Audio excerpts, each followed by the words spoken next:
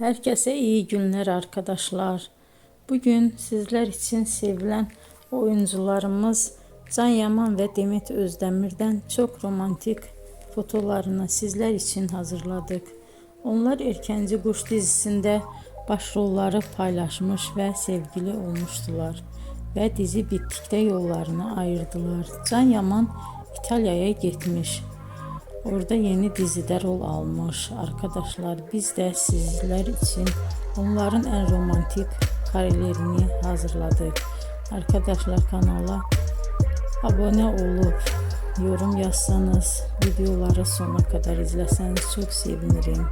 Hoşça kalın. Bizden bu kadar arkadaşlar.